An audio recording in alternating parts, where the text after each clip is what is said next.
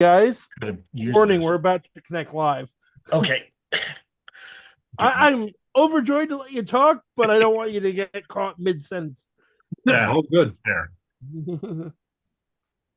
We just there we go, done redirecting. Okay, we should be live. Let me check that real quick. Okay. Yes, we're live.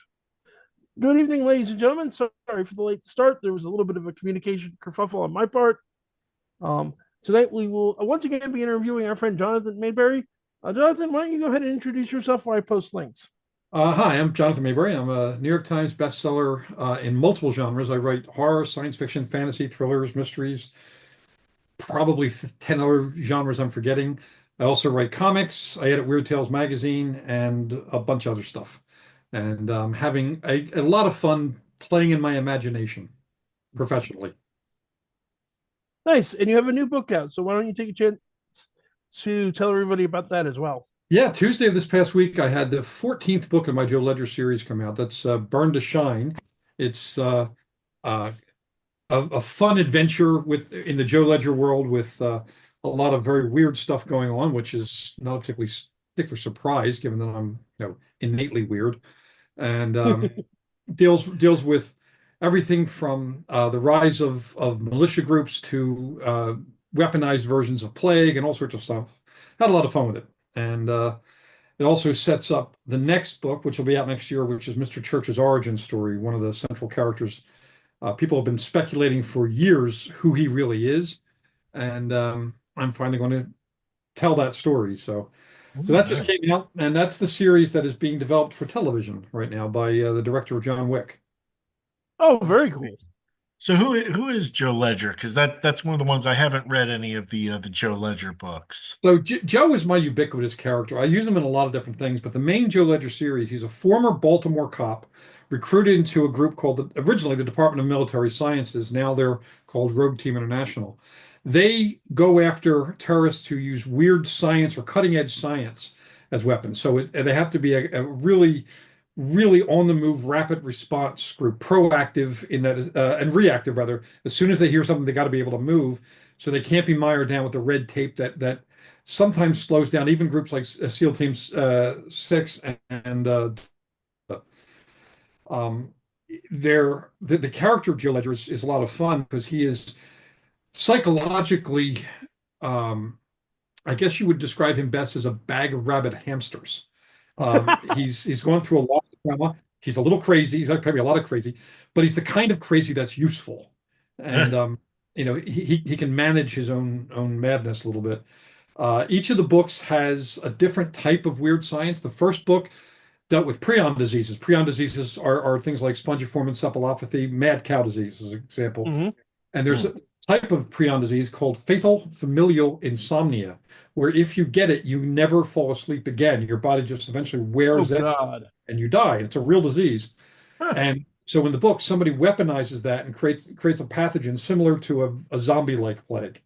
And each book has a different thing. And I work with world-class scientists to make sure that my science is as rock solid as possible so that people can suspend disbelief and not feel like they're being taken advantage of.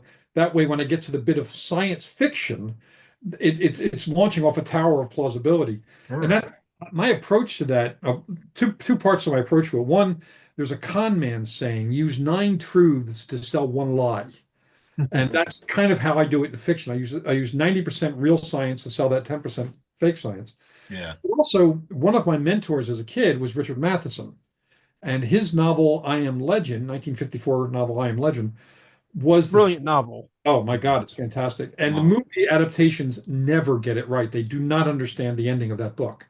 Yeah. Uh, they haven't even come close to doing it right, unfortunately. But I will that say I do enjoy Last Man on Earth with Vincent Price. Yeah, I and think that was the best one. it was the most accurate, but it was so crushingly slow and dull. Yeah, that's the I want downside. to like it more. I want to like it as much now as I did when I was a kid. But the thing about that book, and it's informed my entire career, is that in the genre of science fiction horror, like Frankenstein, Jekyll and Hyde, Invisible Man, and so on, they always alluded to the science, but never gave the science. Mm-hmm. And Matheson and I Am Legend actually gave you the science. The scientist, the main character, is trying to figure it out. this Bacillus vampiri that he's trying to identify and then combat. And that changed the dynamic because it made it so plausible that you were again able to suspend disbelief and therefore be more terrified or more emotionally impacted by the events of the story. And he gave me that for Christmas 1971, maybe. I was 13, 12 or 13, and it changed my whole view. In fact, now science fiction horror, The Thing, Aliens, Underwater, Event Horizon, all of those are my favorite genre of fiction. And so the whole Joe Ledger series is set in that world. And I'm having a lot of fun with it.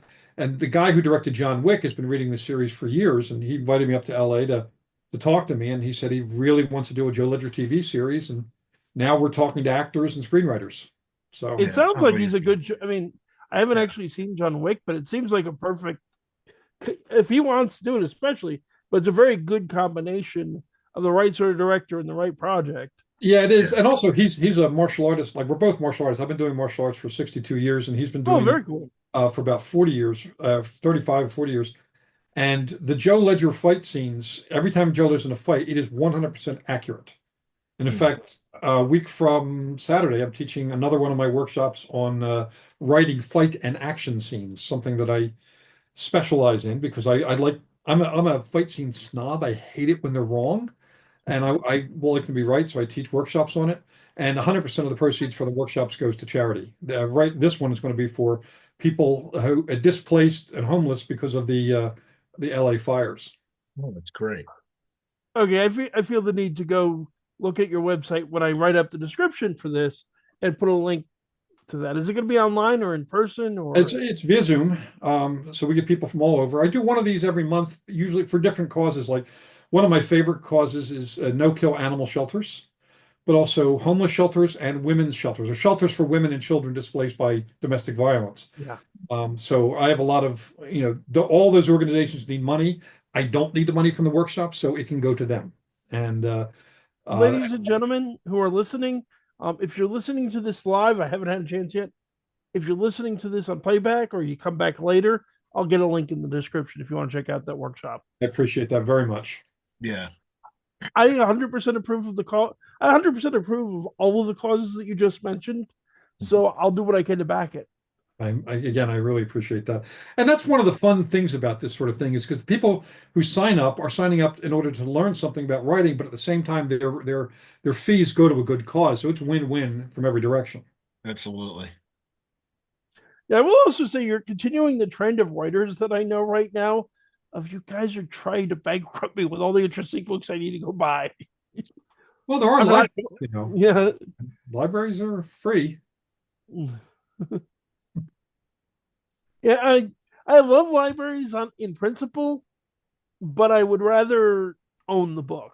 I know. I clearly, looking behind me, Yeah, we're all bibliophiles here. my apartment's going to collapse under the weight of my books. Yeah, I've been warned that was going to happen more than once over the years. Is someone in the chat, Conrad Maynard? Maybe one of you guys know him? Because I'm sorry if you mean me, Conrad, because I don't recognize the name. Said long time no see. Name sounds familiar to me, actually. Might be Yeah. somebody that knows you on Yeah. Facebook or your Ask Me Anythings that you do.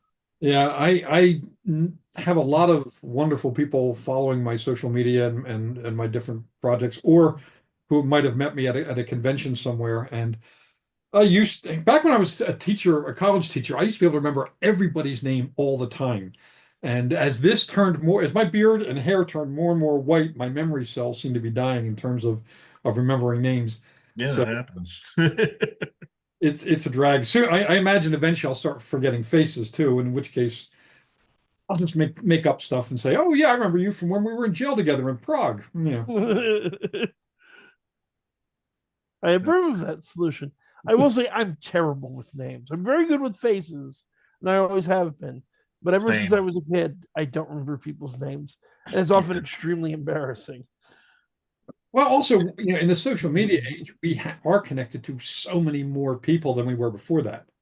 I grew up in a pre-social media era, and so it was a lot easier to remember the names of a couple hundred people. Now, it's tens of thousands of people, and but that name does ring a bell though. So it's probably going to come to me later on tonight, which almost always after a podcast, I remember stuff that I wish I had remembered during the podcast. So in advance, Same. forgive me, I'm getting old. um, but I know that feeling very much. Um, and yeah, the reality of it in my experience is, especially I've been doing I did radio for 10 years, coming up on 10 years on YouTube. I've spoken at so many conventions, gone to other ones, and it's like, okay, I know you, I don't remember from where anymore. Uh, but usually, if I talk to somebody, I usually something will trigger it, and then a lot of it will come back, and that's fun too. Oh yeah. So anyway, so that's Joe Ledger, and also he shows up in two other of my series. My post-apocalyptic zombie series for teens, Rotten Ruin. He's in books 3 through 7 of that, and that is being made into a film by Alcon Entertainment right now. And also he's in my Dead of Night series, which George Romero, the creator of Night of the Living Dead, he loved those books. And when he and I edited an anthology of zombie stories, he had me write a story where I took a character from those books and brought him to the house of Night of the Living Dead to make it officially a prequel to Night of the Living Dead, which really jazzed me, pretty intensely. George was a good friend, good guy. I miss him. That's cool. It's like, wow, one of the biggest names in horror. Yeah. I mean, how many people create their own genre? There was no zombie genre because before that there were zombie films, but they were very bad and incredibly racist versions of the belief of zombies in Haitian folklore. Yeah. And but he never intended them to be zombies. He called them ghouls. It was the Italian film distributors who hung the word zombie on the movies, and it stuck, and nothing George could do could remove that word from it. So zombie. I knew about that. I prefer, being the folklore nerd I am, I prefer ghouls. It's like they're not zombies. They're ghouls. Well, it's more accurate, yeah. And technically, they're ghouls are a subspecies of the category of revenant, risen corpses. So Yes. yeah, I'm a big fan of folklore, and I'm with George. They're not zombies; they're ghouls. Which segues us perfectly into the topic. Yes. So We're we're going here to talk tonight. vampire folklore. Yes, to talk vampire folklore. Something Brian and I have covered more than once. But Jonathan was good enough to join us, and you've written 2 books on vampire folklore. Correct? Actually, I've written 5, 4, something like that. The first one I did was under a pen name. It was called The Vampire Slayer's Field Guide to the Undead, written under the pen name of Shane MacDougall. And the reason I wrote under a pen name, and I hate pen names, is I had been writing mostly martial arts books. Like I said, I've been doing that for over 60 years. I'm retired as an 8th degree black belt. I taught martial arts history at Temple University and so on. So it's a field I know very, very well. But my publisher, I had a 4-book deal with a publisher in Pennsylvania. I had done 3 martial arts books for him, and we hadn't specified what the 4th book would be. And I suggested a book on folklore. And I said, how about I do a book about supernatural predators around the world throughout history? And there was this long silence broken only by crickets chirping. And he's half smiling, waiting for the punchline of what he thought was a joke. And I said, no, I really want to do that because, I've had a lifelong interest in it. So he agreed only if I used a pen name. So that one came out under a pen name. Later Fair on, enough. I decided to rebrand myself back to my actual name, and Vampire Universe was the first of a 5-book nonfiction deal I had with Citadel Press. That was the first one. Yep, that's the book. And then the second one was Cryptopedia, which is kind of a glossary of supernatural terms from what my grandmother used to call the larger world. And that one, the second one actually won a Stoker Award. Then the third one I did just on zombies, on what would happen if zombies were real. So I talked to experts of various fields around the world. But the next 2 books after that were supernatural predator books again. They Bite, which I co-wrote with David Kramer, and Vampire, the third one called, or Wanted Undead or Alive, which I co-wrote with Janice Gable Bashman. So I've actually written 4 books on vampire folklore, and I love it. And 5th, if you count the glossary, that was Cryptopedia. Phenomenal. But yeah, see that's what I consider a real vampire folklore expert, whereas that's why I always say I'm an amateur. I'm just a hobbyist. Well, technically I am too, because I never studied folklore. I had a weird grandmother who believed in everything. I Hmm. mean, everything. If you know the character Luna Lovegood from the Harry Potter movies, Yes. the little girl believed in everything. Imagine her as an old lady. That was my grandmother. She believed in everything. Yeah. And she taught long before I even became aware of the movie and book versions of Dracula and so on. She had got me immersed in the different types of vampires around the world and different world cultures. And she was a bit of a snob about it, and I kind of almost become the same thing in that a lot of what we see in vampire movies and vampire books has no basis in folklore. You know, True. Exactly. the only vampire species in all of folklore that's afraid of sunlight is the Chinese Jiangxia vampire. No European vampire was ever afraid of sunlight. In fact, even in Dracula, he walked around during the day. He was just a little Hmm. less powerful. Yeah, we Um, have the movies to blame pretty much for our modern vampire. well, I mean, that particular piece, the sunlight thing, came about when they were filming the original Nosferatu, F.W. Murnau. Half the Mhm. crew had quit. They ran out of budget. They couldn't film the big ending that they were planning. So the lighting guy said, "Look, we've been shooting the vampire in darkness this whole time. Why don't we make it that he can't abide the light and sunlight kills him?" And the director's like, "Sure, fine, whatever." And then I did suddenly, not know that. it's Yeah, part of folklore. Um, the whole thing about a stake through the heart was never really used to kill vampires. Stakes were used to hold a vampire down so they exactly. could cut Yeah. the head off and do the ritual of exorcism, and so on. Even one of the ones that is used a lot, Buffy the Vampire Slayer and other shows, where a vampire can't enter unless invited, that was created by Bram Stoker because he realized that by the time Dracula gets to England, he just kill everyone. So he had to give him a limitation. That was one of Mhm. two limitations that he imposed on Dracula. The other being the cross or the Eucharist, which again is not in folklore. Vampires are not afraid of crosses in folklore. Why would they be? It's um, we tend to believe like when I wrote my first novel, Ghost Road Blues, the whole idea was to what would happen if people went up against vampires and all they knew about how to fight them came from books and movies. Oops. No, it's funny because the whole invitation thing, yeah, it's not vampire folklore. It is a thing in demon lore. Mhm. And being somebody with some experience as an investigator, it is an actual thing with malevolent spirits that they need what theologians call grounds to let them in. Sure. And they can be restricted in their movements with a salt circle or other types of Yep. but that Mhm. that was just borrowed. And that's one of the things about fiction because we can take folklore as the inspiration for our fiction, but we're writing fiction. We can change it any way we Yeah. want. Bram Yeah. Stoker was Irish Catholic, so he put the cross in there. That's just the needs of the writer at the time. But I always like the folkloric monsters because they're so much different than the standard vampire or werewolf or whatever. Their powers are different, their limitations are different, and they're different country to country to country. Even Yes. neighboring countries like Russia and Poland have similar vampires, but they're slightly different. It's a whisper down the lane sort of effect with them telling different versions of the stories, and then people hearing that believe that's the official story. And it's a lot of fun. Some of the vampires are so weird though. The Yeah, Vietnamese what are your vampire, favorites? I'm curious, what are your favorite weird folkloric vampires? Because I have a couple of mine. well, As do I. yeah, the Vietnamese vampire was one of my favorites. I mean, it's the head and entrails rip out of the body and go floating around and suck the An life. angle and yeah. Yeah, I think one of that's my personal favorites. yeah, that sounds like a bad ass vampire. I love the Strigoni Benefici, which is the vampires, and this is actually in Catholic Church historical records, the belief that warrior monks would capture vampires and essentially encourage them to accept Jesus again. And by encourage, we're talking, this is the Inquisition now. They were not just asking nicely. So pretty much anyone who was being tortured by the Inquisition would say, vampire? Yeah, sure. Believe in God? You got it.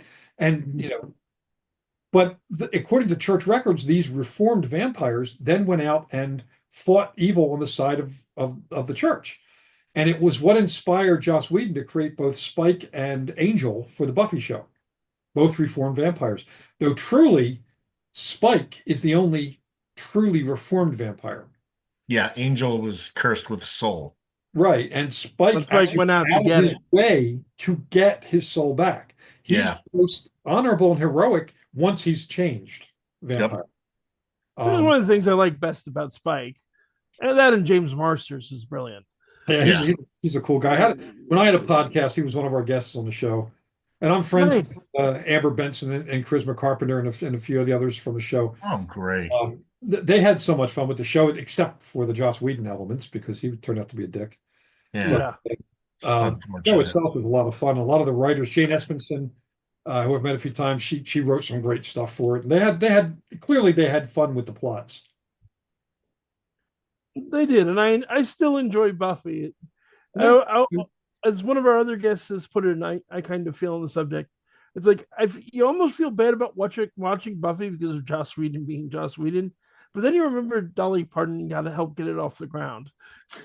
Yeah, and also, I mean, the actors themselves were cool. Yeah, you know, Yeah.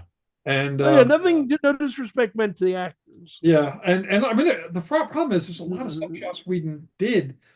The work of like Avengers, Age of Ultron, Firefly, he was a great writer. It's sad he turned out to be such a jackass. And the same with Neil Gaiman, who was a friend of mine, and now is pretty much dead to me. It's rough. I was devastated to hear about that and have it turn out to be more or less true. It's like, God, really, does everybody have to turn out to be, a huge disappointment? Yeah. I will say this about Neil Gaiman's work. I'm 100% with you both. I'm disappointed, doesn't begin to cover it. And I'll be honest, it's like, as a human being, I don't have any respect for him. As a writer, he's a talented writer. I'll give him that. He's a great writer. You don't have to be a good person to be a great writer. Lovecraft, Robert E. Howard, there's a bunch of folks who, it's tough to have to separate the work from the person. Yeah. The editor of Weird Tales magazine, and Lovecraft was a total asshole, racist, homophobe, and misogynist. Yeah. I will say this, though. They're doing one more 40-minute episode of Good Omens. And, of course, they're doing one more season of Sandman. And I will watch those because while I don't want to support Neil Gaiman, there are a whole lot of other people involved in those projects that do deserve support. Absolutely. Well, I think at least to his credit, hasn't he cut his ties with that so that he's not actually getting support from them, so people can kind of watch them with a clear conscience? Yeah. I know. I've heard that. The other thing I've heard, I'll give him credit on as well, if it's true, is I know he at least made an offer to pay for therapy for one of the victims. That's the reparations is, I grew up in a household with an abusive father. Yeah. Reparations don't mean a damn thing to me. Because if your heart is, if you're willing to make reparations, then you should have not done it in the first place. Absolutely true. And sure. But it's like, I hate to say it because it's such a low bar, but it's more than most people who do horrible things are willing to do anymore. Still not enough for me, though. But I'm not saying it's good enough, but I'm saying I'll acknowledge him doing that, and that's the end. It's like I won't buy another book from the man. No, definitely not. Or anything like that. But I will acknowledge that, and I'll watch the shows to support the other people involved. Yep. But anyway, back to happier. Back to other predatory monsters. Yeah. Yes. I was loving when I was doing my own research. I loved finding some of the cool overlap that the vampire folklore has with other things where you have vampires that are also witches, like the Strix in Rome, and the Striga is pretty much just a translation, I think, of Strix. But there's also the Strigoi, which is the vampire ghost, in Romania and so on. And actually, a lot of people don't even know that the word Nosferatu is completely mistranslated in all of culture. It does not mean undead; it means plague carrier. Yep. And Strigoi, for example, was a bodiless ghost. It was an energetic presence that would come and take some essence from the person, depending on which region the story came from, either life, energy, breath, or something else, and sometimes leave sickness behind. Yeah. It was their way of explaining inexplicable deaths that they didn't want to blame God for. So there had to be something not God, and that was the monster. Yeah. So Listen, like you is have it still witches, going? you have fae that are vampires, you have werewolves that are also vampires, or Yep. werewolves that die and come back from the dead as vampires.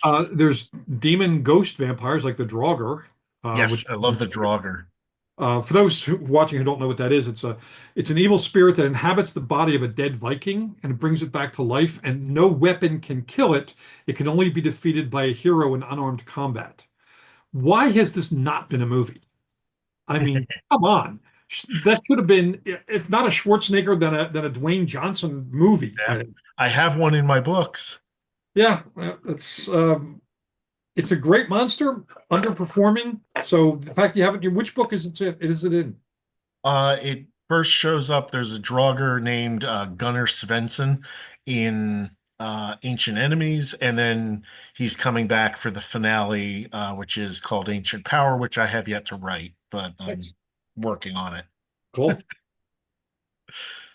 So yeah, there's Fantastic. lots of strange monsters. Actually, with the vampire legends, you also have things that vampires were blamed for that have later turned out to be other things. One of the great examples of that is sudden infant death syndrome. Mhm. Hmm. If that was something that people did not understand until fairly recently in terms of actual science. They would put a healthy child to bed and then it would die. And since there were no bite marks, no signs of disease, but the window was open for fresh air, they would, the belief was that some presence came in and sucked the life out of the baby. Yep. And they would go to the village church, village priest or whomever, shaman, whatever, depending on the culture, and tell what happened. And the priest would say, take this charm, say these prayers, do these acts of contrition, and it won't happen again. And since sudden infant death syndrome almost never hits the same family twice, it would appear that these prophylactic measures, Work. and that would deepen the faith of the people. So actually, it was in the priest's best interest to perpetuate this. Whether the priest believed it or not, we don't know, but it became the legend for years and years and years. The same with night terrors, sleep paralysis. Yeah. That can cause distortions in vision, and so a kind of hallucination, which, given that you're in bed sleeping, half sleeping, half awake in darkness, things can look really weird. Yep. So they imagine these monstrous forms hulking over them, And but not, it okay. I'm sorry, but not just that things can look really weird. People in a sleep paralysis state are also prone to hypnagogic and hypnopompic hallucinations, where your mind is awake, but you're still dreaming. Yeah. Yeah. And as a You result, Gamara. and that shows up all over the world, which kind of reinforces the belief that such a monster exists. Yeah, And, there's so many vampires that classically show up and sit on your chest and cause nightmares and feed off of you. Yep. like the origin of the word nightmare, night Mara, Mara Yep. being an old word for demons. Yep. My grandmother, despite her intense belief in the larger world, also encouraged me to read science and anthropology. Well, anthropology, psychology, and medicine to try to understand what is and what is not. She believed that most of the supernatural things, or the things we believed in, were actually science. And she's telling me this back in the early 60s when I was a little kid. She was ahead of her time. And Yeah. anything that science couldn't prove was supernatural. But even then, she believed that supernatural was an area of science as yet to be quantified. Yeah. So she believed that even ghosts and vampires and all that were real, but they were part of science. Kind of And like an early take on cryptozoology in a way. I will say, as someone who believes in many of these things, I would agree with your grandmother. So She would was I, as somebody who doesn't believe in most of these things. it leaves me with a nicely open mind. I'm a scientifically addicted skeptic. I would like proof, but I don't prejudge that it can exist. I would say just show me the math. Right. I would suggest if you haven't read it or heard of it, there's an older book called The Terror That Comes in the Night, which was written by a psychologist about specifically the subset of sleep paralysis known as hag attacks Yep, the that Haggard. takes place in Connecticut, or not Connecticut, Canada. But he's making an argument with the book of not that this is definitively a ghost or a demon or a vampire, just that there's something more going on here that science should spend more time looking into. Oh yeah, yeah. And it's interesting that every major nation that has the budget for it has in fact, and usually their Department of Defense or some corollary have in fact looked into the supernatural as well as the paranormal. Mm-hmm. And they continue to do so. Russia was really big on that. Japan was really big on that. We were really big on that. England also, and it's they believed enough to put in millions, in some cases billions of dollars into the research, and that has not gone away. I mean, there's still active research on things like remote viewing, on Mm-hmm. Yeah. um, bilocation and other things, and who knows what they have found. They're certainly not going to tell us, tell the public. Yeah. Maybe some of it leaks out and you hear about stuff in the various disclosure groups talking about aliens, but also they sometimes stray into other areas as well. And there are some credible people talking about it, at least to the point where they're saying that we haven't ruled it out yet. And that's a nice little crack in the closed door. There's a chance it could be real.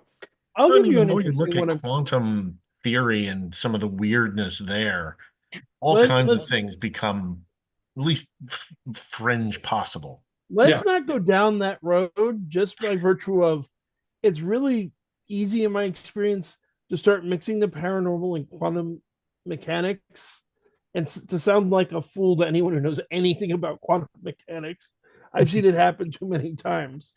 I'm So sure I'm guilty of it to an yeah, extent, but and I know almost nothing of quantum mechanics, so I don't want to go there. Well, I do right have now the paranormal, the community that goes into what used to be called the New Age community has yes. leaned heavily into their interpretation of quantum mechanics. And some of the math is a little questionable, some of the science is a little questionable. But at the same time, that some of them are earnestly trying to connect the Sure. dots, what they perceive or have heard about, in the hopes that they're going to actually, make something, get a circuit going of belief. And I will absolutely say I think that is a wonderful thing. I just don't know nearly enough about it to qualify to to comment on it without sounding like an idiot. No. If you can follow Well, my logic. I'm an open-minded skeptic, Yeah, which is yeah, good. pretty much stand. I'm a believer, but I'll be the first one to tell you it's like just, just because I believe that ghosts exist doesn't mean that think the house 3 doors down is haunted, even Right. when somebody tells me it's haunted. One of the You challenges, gotta. one of the challenges I've always had with folks who have very strong beliefs is often there is a leap from awareness or observation to the pretense of certain knowledge. And by that I mean they'll see a light in the sky. Not only do they think it's a UFO, they can tell you what planet it's from, what their agenda is, and so on and so on. Mhm. You don't know that. You're making a supposition, based on things you read or heard about, or intuitively. But then, of course, then they start channeling Commander Grok from Planet X. God, That I've talked to those type of people over the yeah, years, back when I did radio. it's a bridge too far for me because you know they can make these dramatic statements without proof, and so often a lot of the things they talk about in this are things that I can tell you what novel it came from. You know, Mhm. the Hollow Earth. Nobody was talking to Hollow Earth before Edgar Rice Burroughs wrote the Pellucidar books. And then suddenly they start saying Admiral Byrd, found an opening. No, he did not. It's not in his diary. I've read his diary. It's not in there. But they assume people are not going to read the diary, so they can make those claims, and Mhm. etc. But Yeah, anyway, getting back I to have, that. I have a related to vampires and related to what we've just been talking about question for you.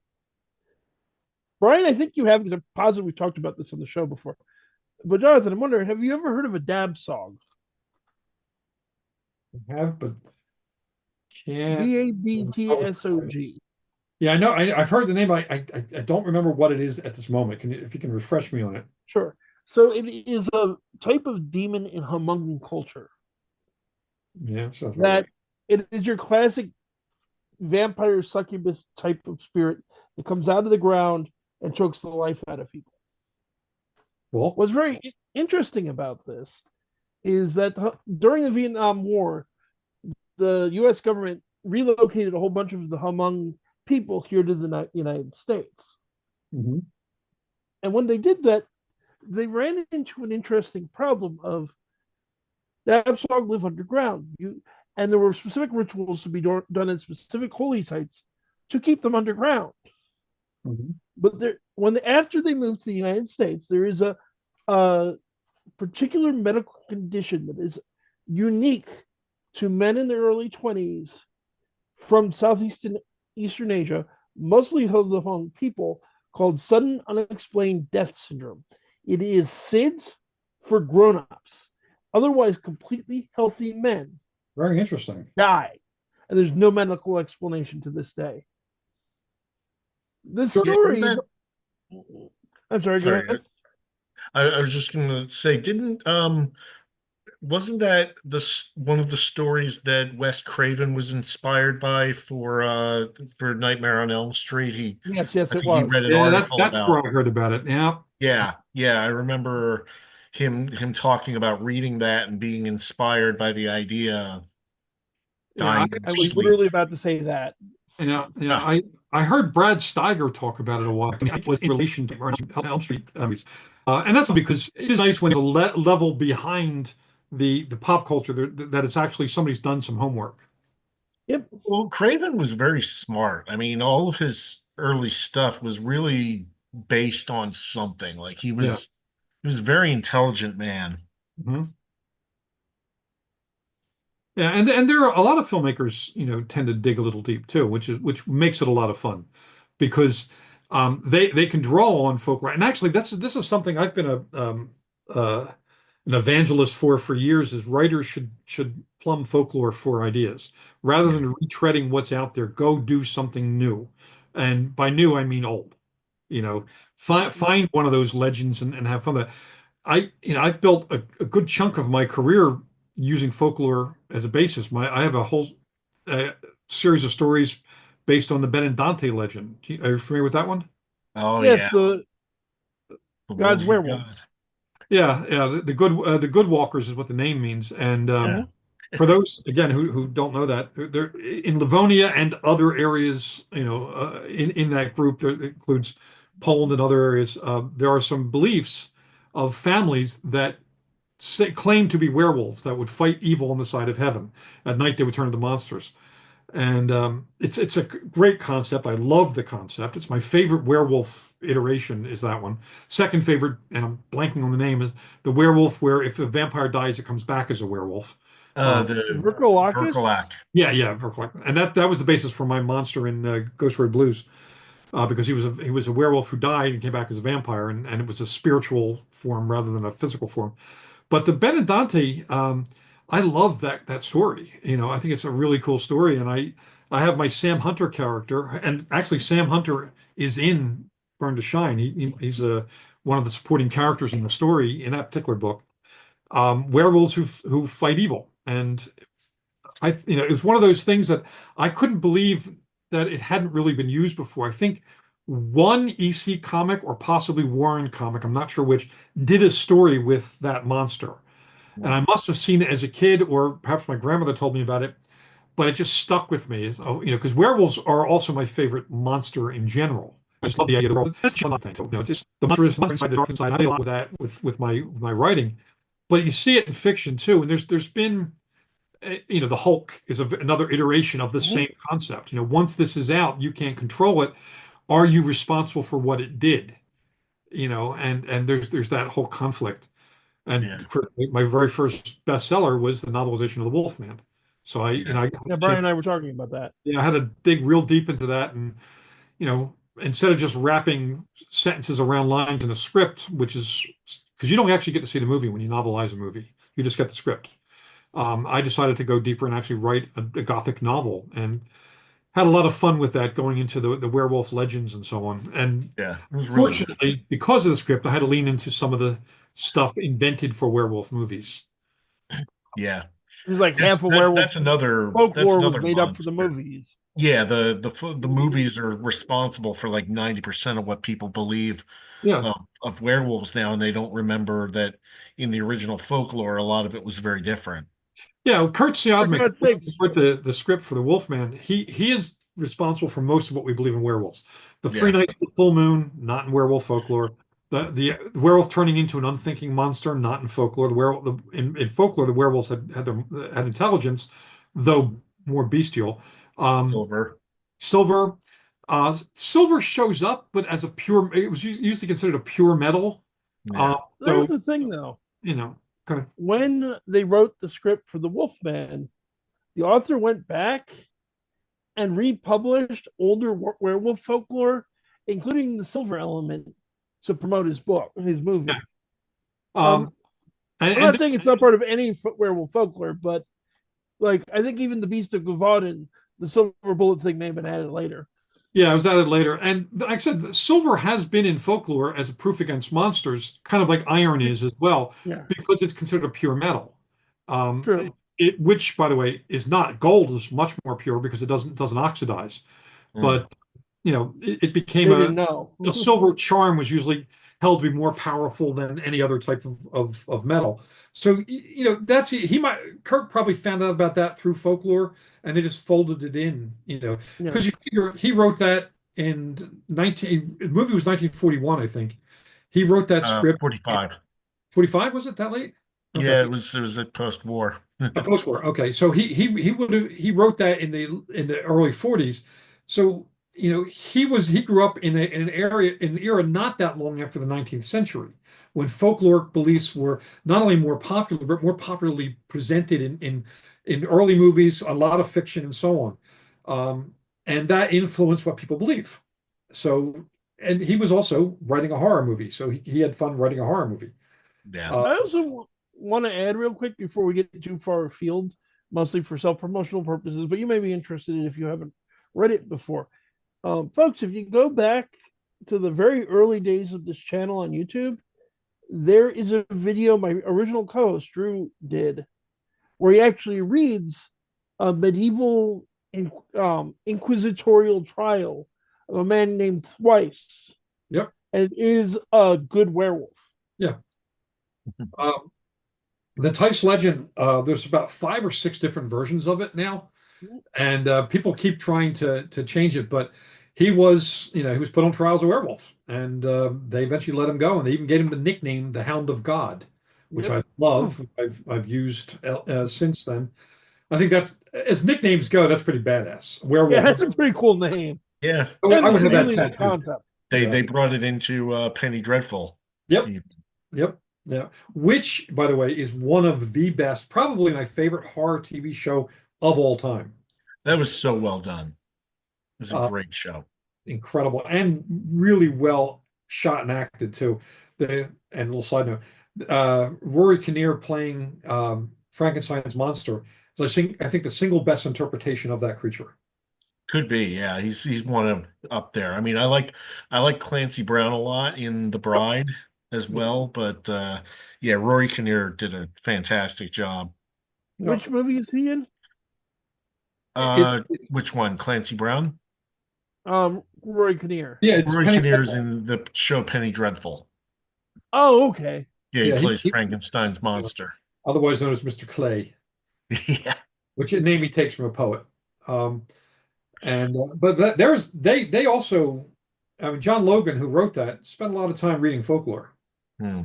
Now, I had a conversation with him once. I was at an event in Birmingham, England, and we had a conversation. And he really did his research on folklore. Though also he wanted to honor the various Universal horror movies that had been done. So he walked a narrow line between folklore and fiction, and managed to reinvent a lot of it as well.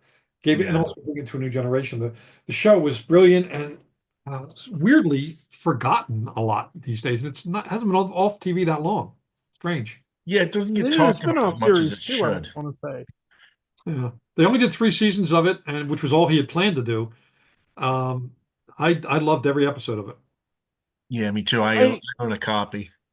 I need to go back and finish it, but I thought it was a great. I mean, I've seen a bunch of the first season. I think it's phenomenal. It just so much to watch in so little time. Yeah, Yeah, yeah, I hear that. exactly. So, what else you guys got? I think. Okay, I almost hate to ask, but I'm sort of curious. What's your least favorite type of vampire in folklore? The romanticized vampire. And I know that was the end of folklore and the beginning of the literary era, but Hmm. the literary writers kind of mistook what the glamour was. Vampires were seductive, some of them, but they weren't nice. They weren't romantic, lovable vampires. They weren't the tragic immortal. They used seduction as a tool, as a bait on their hook. Kind of like mermaids, the original mermaids. Not nice, you know. It's like Yeah. And No, also beautiful. very vampiric. Yes, and a bit bitey in a lot of Yes. different. But I don't like, and I hate the fact that vampires became romanticized in fiction because it's romanticizing rape, and that's what they were writing about. I mean, Dracula Mm. was a sexual abuse story as much as it was a monster story. And by the way, just a little side note, the Rosenbach Museum in Philadelphia has all of Bram Stoker's research notes. We And went there. every year I would give a lecture when I lived in Philadelphia. Every year I would give a lecture about the writing of Dracula. oh And nice. when you dig deep, you see, the things that Stoker wrestled with, one of which is the fact that he wanted to tell a horror story and to tell a seduction story. He did not consider Dracula a good guy in any stretch. And yet so many of the versions, since Dracula is a tragic figure who, is looking for love and doesn't matter how many people he kills, he's looking for love, poor guy. It's Mm. like, I'm not a big fan of that. Yeah. So in I, folklore, when you have any folklore that romanticizes or justifies vampirism, I'm not a fan of. There are some vampire, straight folklore versions that I'm not. It's not like I hate them. It's just they're clearly copies of copies of copies from some other source, and it's usually the oldest version of it of whatever country that legend started from that I like most. And the ones that are just eventually like back in the old carbon copy days, that the fifth or sixth page in the carbon would get really pale, and yeah, that would be some of the later versions, and they're the ones where they're struggling to make the story still relevant. And they start throwing in the romantic element. I will say, I have a little bit of a special place in my heart, mostly because of the irony of the origin of the novel for the arguably the first romantic vampire, Lord Retuven, but also just by virtue of it's like no, he's obviously meant to be Lord Byron. Yeah, and And when he's not even presented all that sympathetically. Like no, No, no, Lord Riven is not a nice vampire or a romantic or aspirational character. He's a horrible sadistic monster that, just leaves which ruin in his trail. which is interesting because Polidori was, he was the physician to Byron, Yeah. but also he was always in Byron's shadow. So I Hmm. think there was a lot of resentment in his sketch of Oh, Lord Ruthven. oh There's a lot yeah. of resentment there, and it just um, I don't know whether Byron realized it or didn't care about it, but it was there to be seen. Oh, supposedly Byron hated the story and hated it even more Oh, because good. it was attributed to him Oh during yeah, his yeah, original. lifetime. They thought he yeah. wrote it because it was originally published anonymously, Yeah. and Polidori had to try to fight to have people acknowledge that he was the author of Although funny the enough, story. Byron was happy to help with that fight because Byron didn't want anything to do with it. Oh yeah, Yeah, no, he Byron was thought it was always in debt, and he was slavery. borrowing from Polidori too. Yeah. So I was also just sort of funny to think because the other great story that came out of the same moment in time, Frankenstein. Frankenstein, and the Yeah. fact that Mary Shelley originally didn't get credit for writing that either. I want to say people thought it was Percy who wrote it Yeah, first. yeah, they did, and I've read a couple scholarly papers where Percy may even have leaned into that a little bit. I think he was somewhat jealous of his wife writing such a powerful book, but she created the genre of science fiction with that book. So, Not Yeah. yay, Mary. with respect to how important Mary Shelley is to the history of the science fiction genre. I would respectfully disagree with that. Okay. There So is well, there's a couple of books before Frankenstein that start to reach the level. Even some of the stories in Arabian Nights have what now might be argued to be science fiction elements, but there isn't a there are more book. science fantasy elements in the Arabian Nights. She actually was trying to, I mean, she was writing about galvanism, which was the science of the era. So she was True. writing great science fiction. But have you Uh, ever heard of the novel The Blazing World? I have not. Who wrote that one? See, that's what's interesting about this to me. It is a utopian novel about another world with a perfect society that there's a magical element of it being reached through the stars, but it was written by Margaret Cavendish, Oh who yeah, aside yeah. She was a duchess somewhere. Duchess of Newcastle, Okay, all right. Mhm. and she was also a scientist. And it's very much a combination of her flaw. I mean, it's 1666, so there wasn't something called scientist. She was called a natural philosopher. Yeah. But it's her natural philosophy, it's some of the science of the time, it's some of her personal experiences traveling. I'm gonna have to go. It's been a very long time since I've even held a copy of that book, so I'm gonna have to go look at that one again. Um, Because and again, full credit to Shelley. She's an incredibly important part of founding science okay. fiction. I'm willing to change my opinion on who started science fiction then.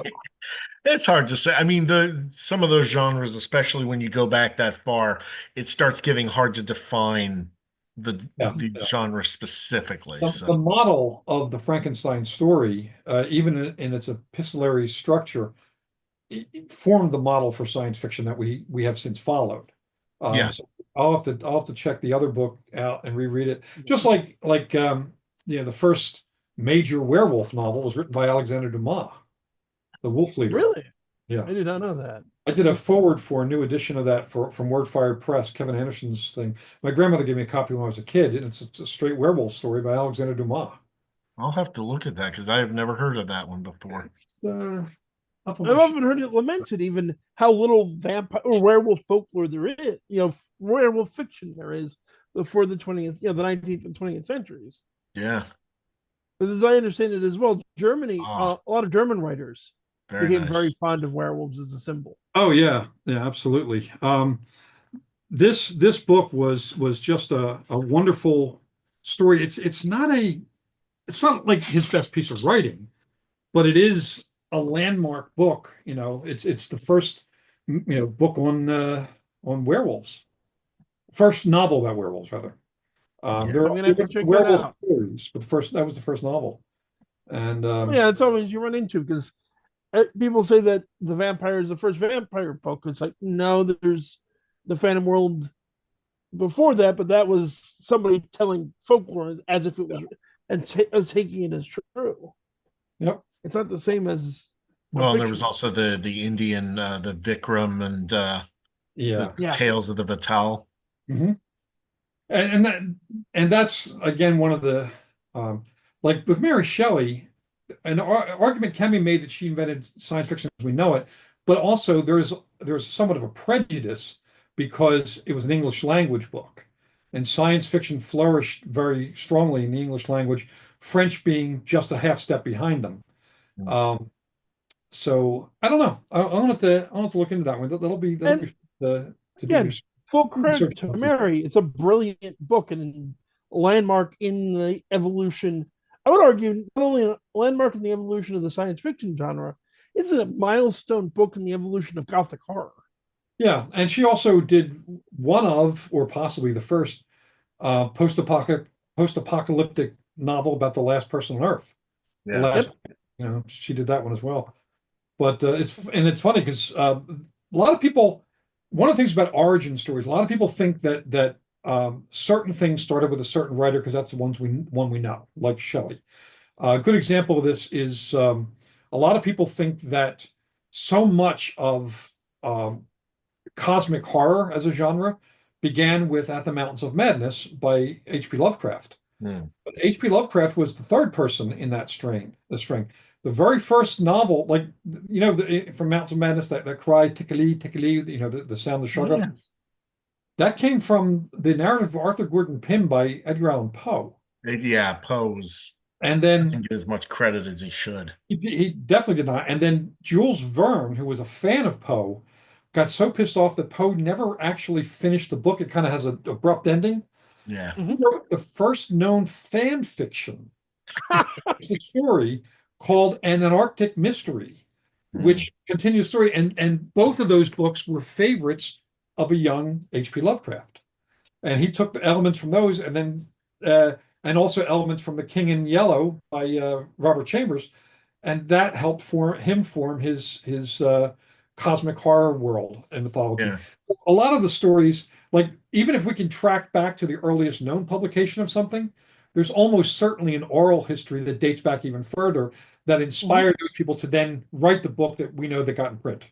Yeah. And Case in point, Conrad Dippel. There is an actual alchemist yeah, in Germany who experimented with corpses and lived at Castle Frank. He was not part of the family, but he lived in the town that was Castle Frankenstein. yeah. And someone like Shelley, Mary Shelley, who was an avid reader and the wife of someone who was an avid reader and book collector, would probably have had accounts of these things, or maybe even transcripts of them or translations of them in her library. And then when Yeah. when she got that challenge, that dark and stormy night to write a ghost story, Yep. she decided to go in the direction of something maybe she had just read, and that was still fresh Yeah. in her mind. She Well, said, "Let me take those elements and run with it." another one worth checking out, and I have a copy of it, a digital copy of it on my tablet I keep meaning to read. There's a book called the Lives of the Necromancers. Oh yeah, Have you ever heard of it? yes, yes, yes. Well, and that's taken me way back. Like You know who wrote, but do you know who wrote it? I don't. Um, William Goodwin, good, really. Mary's father. Yeah, yeah. And it's about Raising seances the and Dead. talking to the dead. Yeah. Yeah. Yeah, well, she was supposedly very into that. I mean, she kept her husband's like heart preserved in her desk, and Did you guys after he was dead. ever watch the show The Frankenstein Chronicles with Sean Bean? I've heard of it. I haven't I seen saw it. the first episode. I don't think I ever The got to series, finish. Mary Shelley's a character in there, and it takes place not only after the events of the book, but it takes place after she published it. So she is a character in the story, and it deals with a lot of the creepiness associated with her and her life, and the tragedy of her children and so on. So I think it's two or three seasons. It's Sean Bean becomes the creature. He becomes the monster, even though he's the investigator, becomes the monster, Oh wow. but not evil. It's a really Yeah. fascinating piece of work, and I think it's one of Sean's best pieces. It's funny because in so many movies he dies, but this one he dies back to life. So, The ultimate Sean Bean movie. yes, you can't kill Sean Bean, damn it. Sean Bean never dies.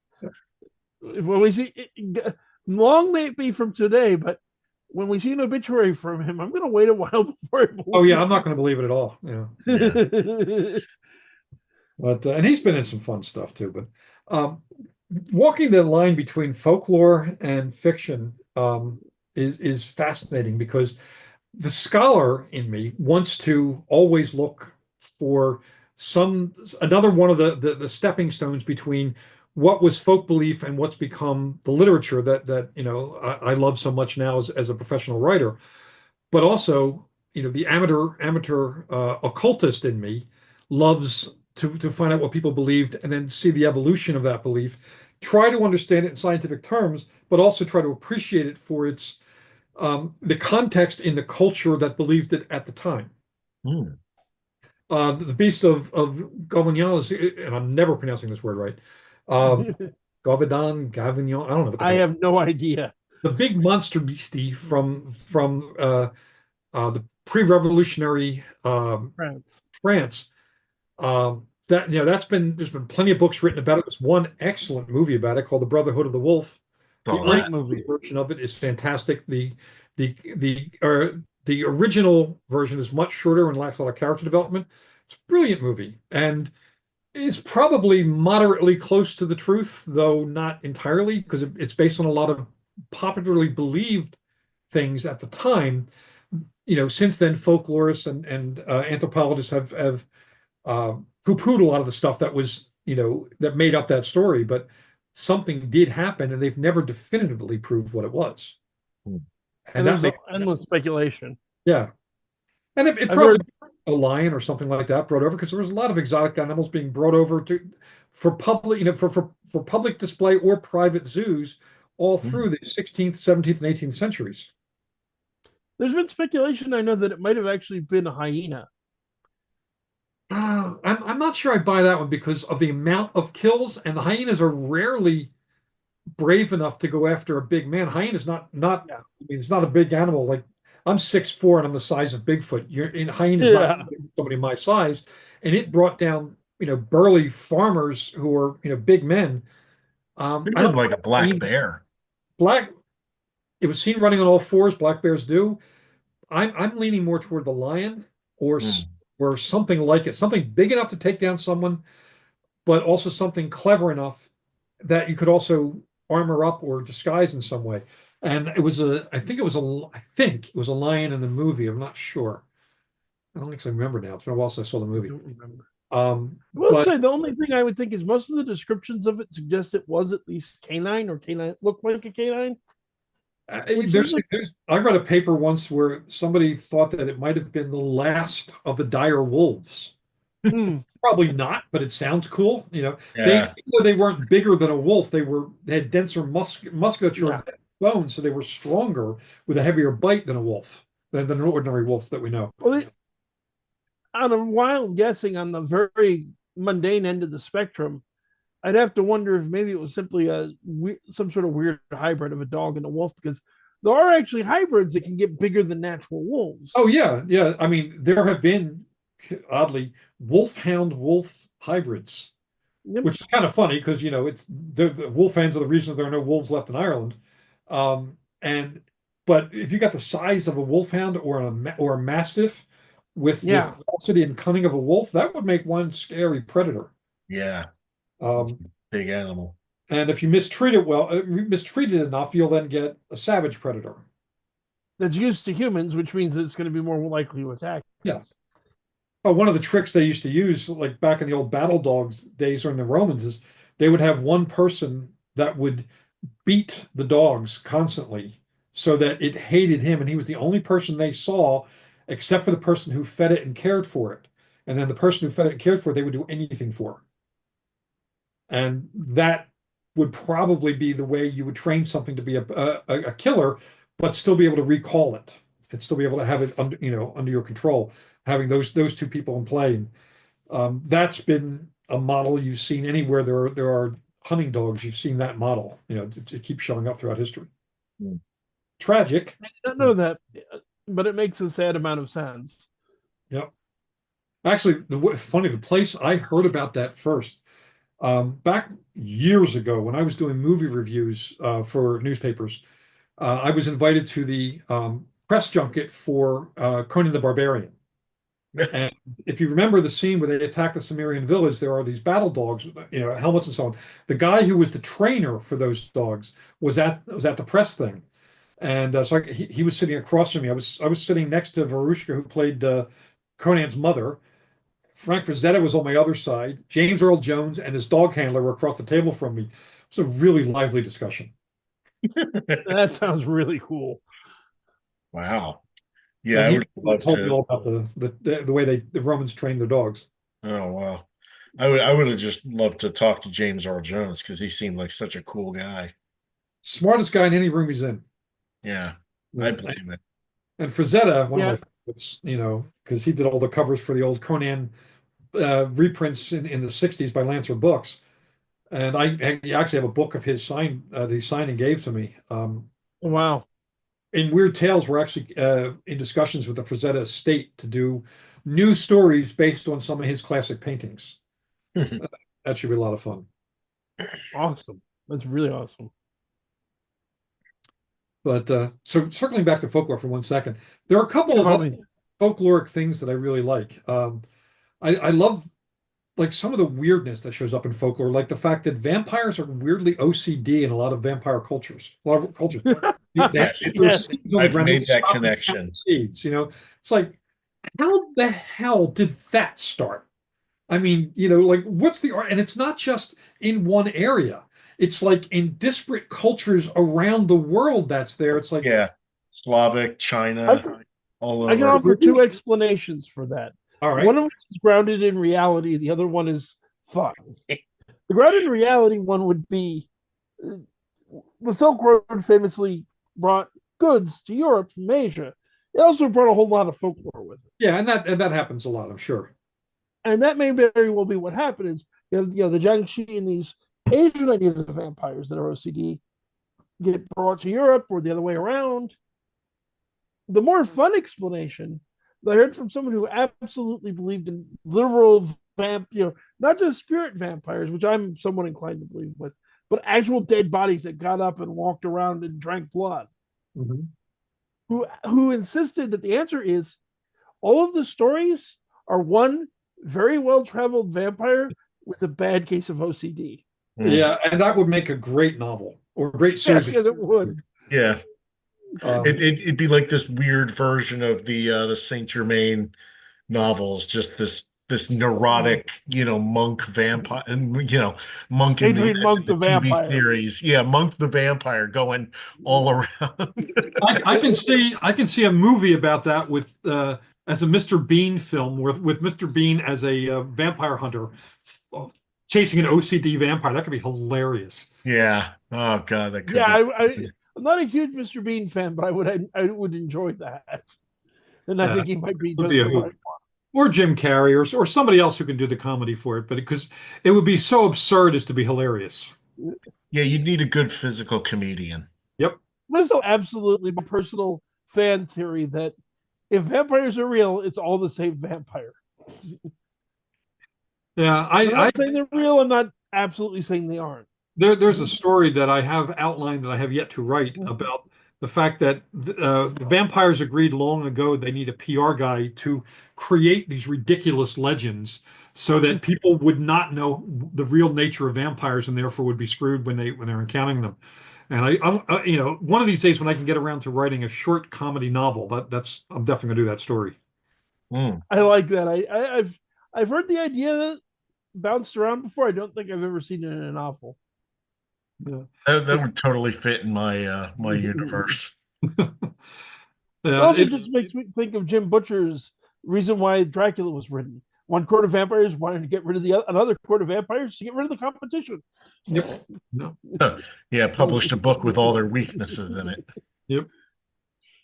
Jim's a good guy too. He's one of those guys that's so much funnier than you expect when you meet him because he doesn't look funny, but he Oh is. yeah, I've seen interviews with him. He's hilarious. We've been trying to see if we could get him on like this podcast to talk about some of his weird paranormal experiences. Like Send me a message. I'll email him. I will. Thank you. He Yeah. he just wrote the forward to my latest short story collection. In fact, Oh, fantastic. oh, that's Monk fantastic. He's Addison. actually agreed to come on because my fiance met him at New York Comic Con. Mhm. And I asked him, and he was like, "I'll come on." And it might be a couple of months just because the dude's busy, which is 100% fair. Yeah, we're both regular faculty at Superstars writing seminars in Colorado Springs. The Oh, writing nice.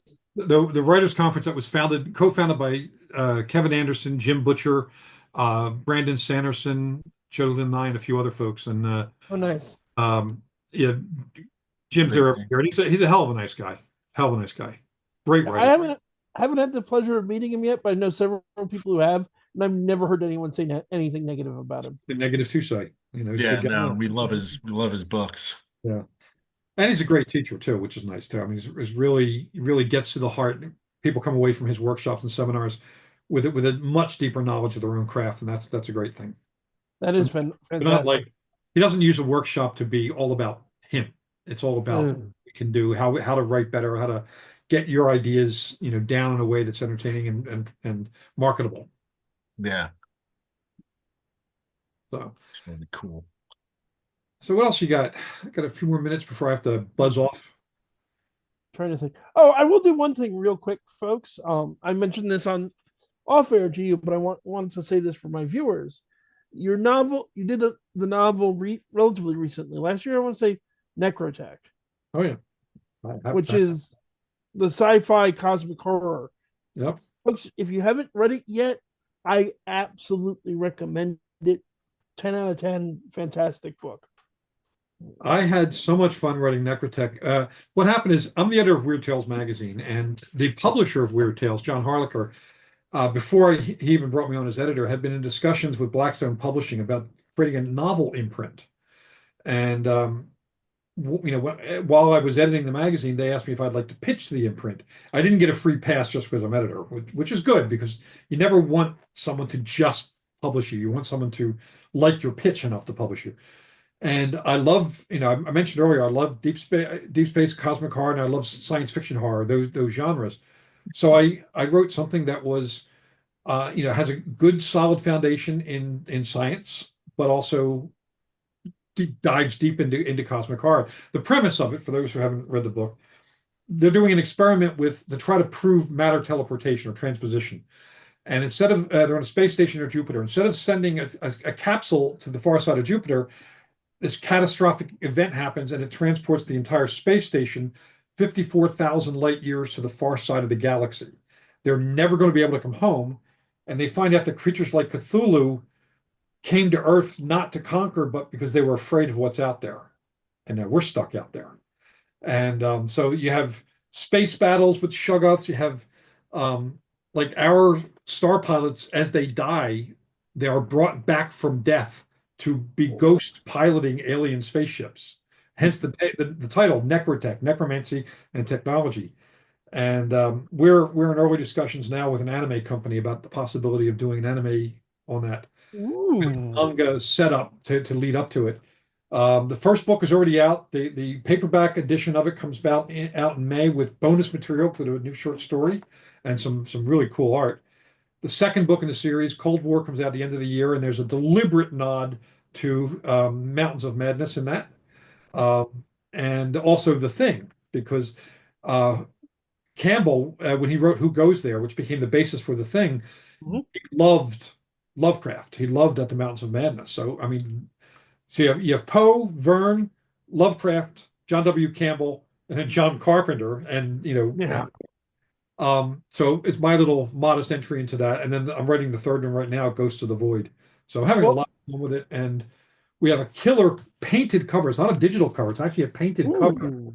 by Jeff Wong, who is just an incredible artist. He's the art director for Weird Tales. And I love this book. I had so Actually, much fun with this. I can pay you a compliment on that book. I can very rarely pay. Okay. And my fans should be a little surprised to hear me say this, but it's the truth. I love the horror genre. Always have ever since I was a kid. But 30 years of demonology and paranormal investigation, I have a very high threshold for things that creep me out. Yeah. I With don't you. want to go into the specifics because I don't want to spoil anything. But the way the titular necro check plays out gave me the serious creeps in the best of ways. Big fan of that. Um, and there's more to come. Familiar with H.P. Lovecraft's Night Gaunts? Yes, I am. They're the villain of the second book. Ooh. So, because they're somewhere in that range between demon and vampire. And Yep. unlike the Shoggoths, who are slaves to the outer gods, they are servants of the outer gods. So it's a whole different approach. Um, and one of the things that is fun, and there's a little bit of a teaser for the second book, is in the Mountains of Madness, Lovecraft alluded to the fact that the Shoggoth rebelled. So my series will also, as the series goes on, look at the Shoggoth rebellion playing out in real time, and that's going to be fun. Are they our allies, or are we just caught in the middle between hammer and anvil? Well, there's lots of fun ways to play that. Just one of my personal thoughts about the idea of doing horror monsters in a horror novel, and how do you make it interesting, particularly in terms of dark versus the dark universe, and why it keeps failing is you keep the monsters monsters and face them with something worse. Yeah. The obvious example to me is the Lovecraftian mythos, because you have this figure like Dracula. He's a monster. He's not a nice guy. He's not a sympathetic character in the novel. Keep him that monster. But the thing is, as a vampire, he needs blood to continue to exist. So he has a vested interest in keeping at least a few humans alive so he can eat. Yep. And it gives him a reason to fight something like Cthulhu, Cthulhu or Azathoth, that's just going to come steamroll everything. The great line from the Guardians of the Galaxy movie, why do you care so much about the galaxy? It's like, because I'm one of the aliens who live here. Yeah. And for me, one of the things that always creeped me out with Lovecraftian stories is the concept of the dreamlands, that in dreams, you're not just dreaming bizarre things, you are actually in that place. And you can be trapped there. And the book I'm writing now, Ghost of the Void, I'm dealing a lot with the psychology and the parapsychology of dreams.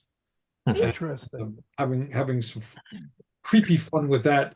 I always try to creep myself out because I'm also hard to scare.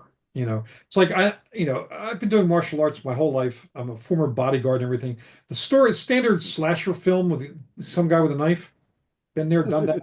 Not really afraid of it. I mean, yeah, I'm cautious in the moment of, back when I was dealing with people with knives, Yeah. but I also won all those fights because that was my job to do that. That doesn't scare me, but there are things that will scare me. Misuse of technology, viruses, things like that. But something that is able to invade your mind and trap you within dreams, I always found to be a creepy idea. So I'm having some fun with that. And dreams play a big part in so far, all three of the Necrotech books, the two that I've written and the one that I'm working on now, and will continue to do that as the series, continues. So having fun. One of my favorite, actually, I would say my favorite Lovecraftian story is Dream Quest of Unknown Kadath. I love that idea of the dreams are a place that we go, not just the imagination. Yep. And that's going to be the landscape of the Dreamlands is a big part of the book I'm writing. I'm having a lot of fun with it because Lovecraft borrowed from other writers as well. And again, I point to Robert W. Chambers, The King in Yellow being such a bizarre book because it's very difficult to understand or to, on first reading, to grasp not only what he's saying, but what it means. And on the second reading, you see so much more than you did on the first reading. And I need to sit down and read that book. I keep meaning to.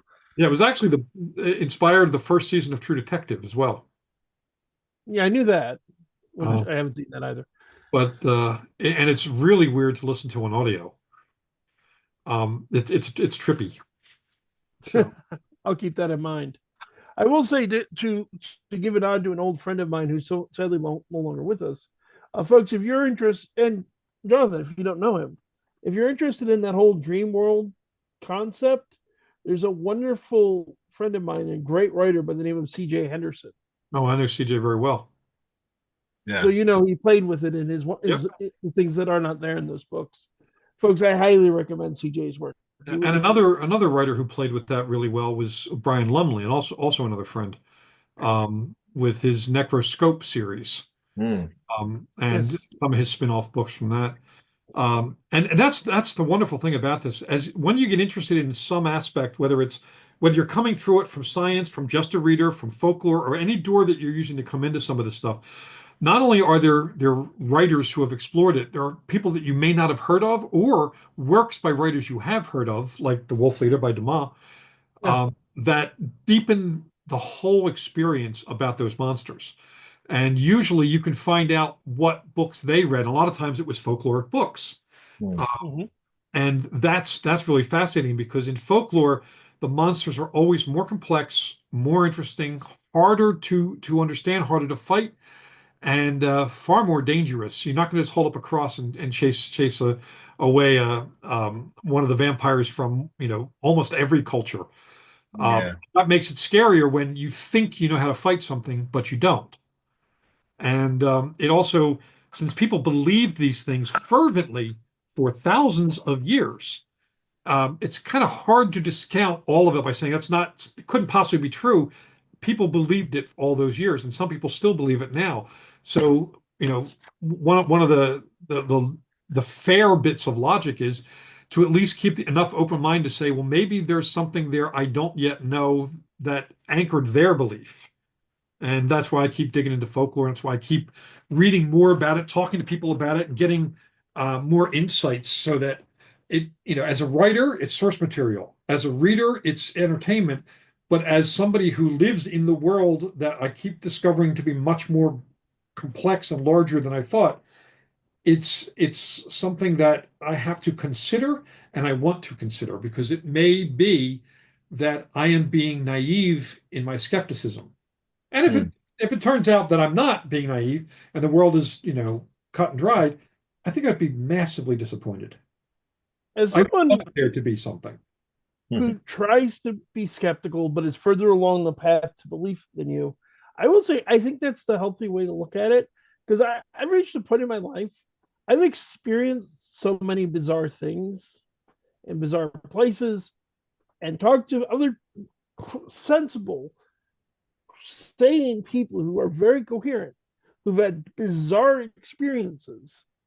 Whenever somebody asks me, "Do you believe in X?" If I've experienced it myself or know someone reliable who's experienced, I consider reliable who's experienced it themselves, I'll usually say yes. If I haven't, I don't know, maybe. Well, Like I'll let you know if I ever see it. I've had two experiences in my life that have left me open-minded. And we can close with this because I do have to run into this, but I mentioned my grandmother, she believed in everything. Yes. One of her hobbies, one of her many hobbies was she would this is 60s, early 60s. If somebody found a bird that was injured, they would bring it to her because she was always good at nurturing wounded animals, especially birds. Mhm. I had two pet crows, which is how uh, I learned about Norse mythology because of her two crows named after Odin's ravens. Munin and Munin. Yeah. Before I start reading the Thor comics. So, but um, so she always said she would look after me. And among the birds that she got like one person brought her an eagle that was hurt in central Pennsylvania, and I brought her to her and she nurtured it back to health, bald eagle. Another one was a Oh. red-tailed hawk, Cooper's hawk, and so on. And I got to know all these birds, kind of. Mhm. Uh, so after she said she would always look after me. And two times there were really weird things. One, I was driving in Pennsylvania through Lehigh Tunnel, and as I'm getting through the tunnel, I and know it. yeah, it's a 70 mile an hour, 65 mile an hour speed limit, mountains on one side, sheer drop off on the other, and I'm driving. I Mhm. just get through it. I'm driving, and a bald eagle comes down and flies right across the road, 4 feet from the asphalt, about I don't know, 100 yards in front of me. I hit the brakes and slowed down, and that's when the plate that bolts onto my car that keeps the wheel in place broke Mhm. off. Apparently, it was already damaged, and Oh God. had gone from 70 miles an hour down to 15 miles an hour. I just coasted gently onto the shoulder. While waiting for AAA, eagles are circling me the whole time, and then they go away, and my car was repaired, and I went left. That's one. And I'm figuring, okay, well, there's a lot of eagles in Pennsylvania, there's a lot of birds in Pennsylvania. It's a coincidence. Stuff happens. If it One was hell of a one incident, coincidence, though. if it was one incident. The second incident, some years later, after I was already a professional writer, I was driving up Route 32 to Easton, PA, and that is also a twisty, turny road with again a drop off on one side and cliffs and so on. And it should not have a 55-mile-an-hour speed limit. It should not because of I the danger. agree. Also, knowing that road very well, I absolutely agree with And I you. would like to say I was driving the speed limit, but I don't like to lie. So I'm towing, and as I'm towing along, a red-tailed hawk flies right in front of my car so low its wing brushes my hood. I hit the brakes, coast around a bend, and there's a 5-car pileup right there. I Oh would have taken God. full speed. Now, twice, birds of the exact kind that she nurtured back to health flew in front of Saved my your car, life. made me slow down, and as a result, I didn't die in either case. I'm not saying it's definitely my grandmother, but I'm keeping a very open mind these days. Yeah. See, I'd say it's your Something. grandmother. I kind of believe that too, but the skeptic in me says, yeah, but there are a lot of birds in Pennsylvania. And I was like, yeah, but how many people have two stories like that, let alone one? The bald eagles are endangered, so there's not like there's tons of them in Pennsylvania. Yeah, and why would they? I mean, they generally do not fly that close to a busy road. They tend to scavenge on less traveled roads. Yeah, The they're not stupid. red-tailed hawk was a little different because they are in that area, but again, both times right in front of my car. Yeah. So, on that note, I'm going to say I'm going to keep an open mind about anything in the larger world, thanks to my grandmother, and I'm going to continue digging deep into folklore. You guys give me some good ideas of things to look at, and I'm going to keep writing this stuff because I'm having too much fun. I don't want to stop. Good. And that includes the nonfiction stuff because I am contemplating another nonfiction book at some point on apparitions, ghosts, and residual spirits, residual personalities is something I'm starting to look into, and might be my next book to do. Next nonfiction. If I can help out with that in any way from someone who has practical experience, yes, feel free to reach out. I'm happy to. I actually have you on my list of people to contact if I decide to write that book. So you'll probably hear from me. Thank you. But yeah, I'd be happy to help. Yeah, this was a lot of fun, and we could talk for 5 more hours, and I kind of wish Oh we were God, yes. here somewhere. Yeah. But I have to go finish a short story that is due tomorrow. So, I mean, right. Thank you so much for joining us again. It's been a pleasure. My pleasure. It's always fun talking to you guys. It was great. And you're always welcome back on the show anytime. Yeah, and I'll post the link on my social media too. So, thank you. I appreciate it. All right, guys, take care and good night and good writing, sir. Stay weird. Indeed. Keep your things sharp. Well, I had a couple of end notes just before we go, but Jonathan's more than welcome to head out. Folks, that is it for tonight. This went much longer than I expected, and I'm very happy with that. I'm not complaining. But I do want to remind people, if you enjoy what we're doing, if you enjoy the guests that we're having on, please consider liking, commenting, subscribing, giving us a thumbs up. You can go to the description. I will have links to some of Jonathan's books. Not all of them because there's tons, but I'll get at least a link to his author page on Amazon. The famous werewolf podcaster, right? Like and subscribe. Yes, like and subscribe. The other, oh God, you just got it. Yeah, it took a second for the wheels to click.